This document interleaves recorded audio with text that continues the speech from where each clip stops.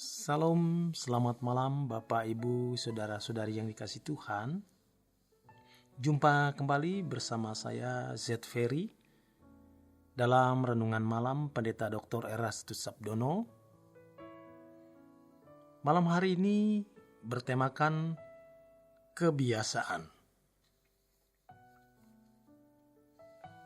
Kalau selama ini kita mendengar hal orang kerasukan setan, pengertian kita mengenai itu adalah orang yang manifestasi dari kerasukan dalam bentuk berteriak, menjerit, mata mendelik, bahkan mengamuk, hilang kesadaran sama sekali. Layaknya orang gila. Tetapi Alkitab menunjukkan sesuatu yang berbeda. Sebagaimana tertulis dalam Injil Matius 16 ayat 21 sampai dengan 28, dalam perikop tersebut dijabarkan bagaimana orang yang kerasukan setan tidak harus bermanifestasi ekstrim seperti persepsi orang selama ini. Ketika Tuhan Yesus menyatakan kepada murid-muridnya bahwa ia harus pergi ke Yerusalem dan menanggung banyak penderitaan dari pihak tua-tua, imam-imam kepala, dan ahli-ahli Taurat. Lalu dibunuh dan dibangkitkan pada hari ketiga. Petrus menarik Yesus ke samping. Artinya menjauhi orang-orang yang kepada mereka Tuhan Yesus berbicara. Dan menegur Yesus. Tuhan, kiranya Allah menjauhkan hal itu. Hal itu sekali-sekali takkan menimpa engkau. Dari pernyataan ini timbul dua kesan. Yang pertama, seakan-akan Tuhan Yesus menyampaikan sesuatu yang salah, yang bukan berasal dari Allah. Kemudian yang kedua, Petrus menyatakan diri lebih benar, lebih pintar, lebih cakap, sehingga ia menegur Tuhan Yesus. Petrus yakin sekali apa yang dia lakukan itu benar. Petrus menggunakan nama Allah. Seakan-akan ia mewakili Allah untuk menegur Tuhan Yesus. Petrus yakin sekali apa yang dilakukannya itu benar atas nama Tuhan. Tetapi apa reaksi Yesus? Yesus berpaling dan berkata kepada Petrus, "Enyahlah, iblis, engkau suatu batu sandungan bagiku. Sebab engkau bukan memikirkan apa yang dipikirkan Allah, melainkan apa yang dipikirkan manusia." Ternyata Petrus bukan memikirkan apa yang dipikirkan Allah, tetapi memikirkan apa yang dipikirkan manusia. Apa yang dipikirkan Petrus itu adalah pikiran manusia, bukan pikiran Allah. Pikiran tersebut menjadi batu sandungan atau penghambat, atau bisa menggagalkan rencana Allah. Padahal Petrus merasa bahwa dirinya benar-benar sepaham dengan Allah, bahwa apa yang dikatakan itu sesuai dengan kehendak dan rencana Allah. Jadi iblis ada di dalam pikiran, di dalam ide, di dalam hasrat, di dalam keinginan Petrus.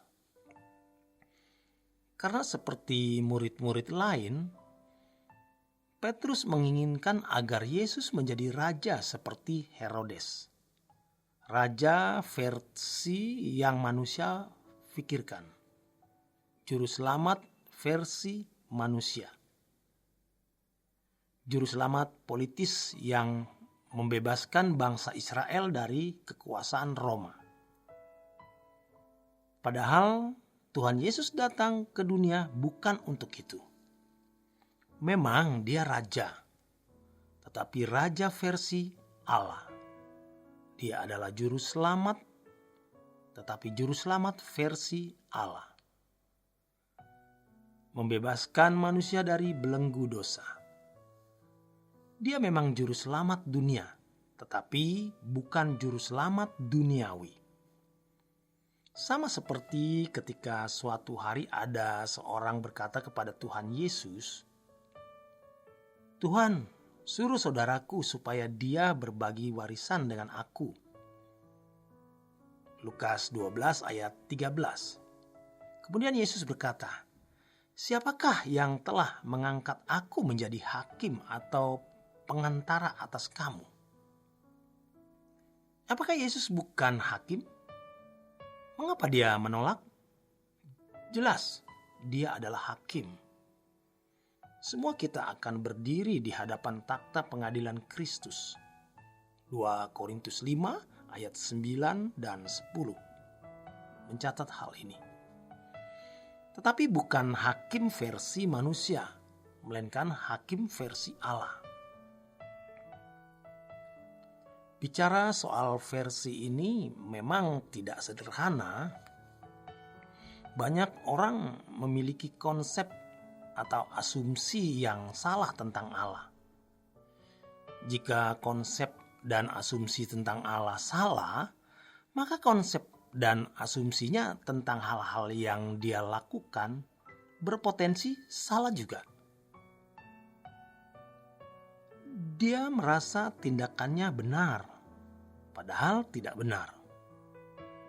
Bahkan ia merasa bahwa ini kehendak Allah, padahal belum tentu demikian. Dalam hal ini kita harus sangat hati-hati di sini. Sebab kalau kita melakukan hal-hal di luar kehendak Allah dan membiasakan diri melakukan hal-hal di luar kehendak Allah, berarti kita telah hidup dalam keadaan tidak memiliki atau kehilangan kemuliaan Allah.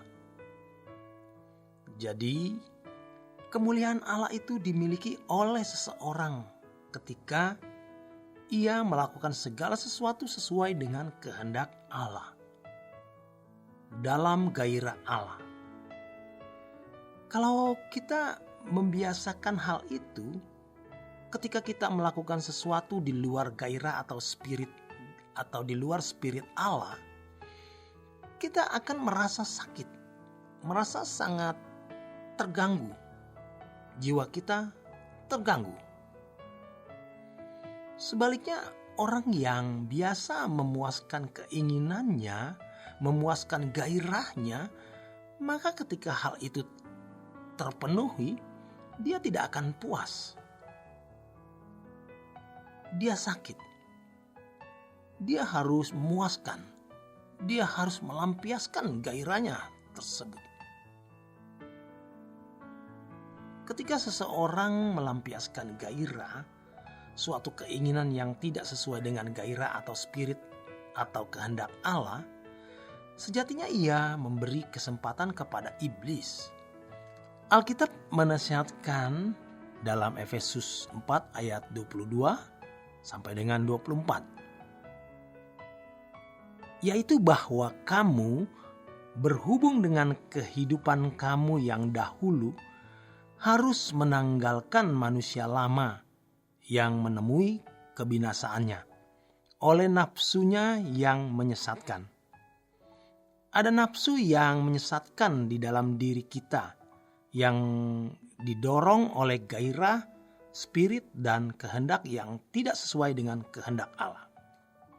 Kemudian, supaya kami dibaharui di dalam roh dan pikiranmu dan mengenakan manusia baru yang telah diciptakan menurut kehendak Allah di dalam kebenaran, dalam kekudusan yang sesungguhnya.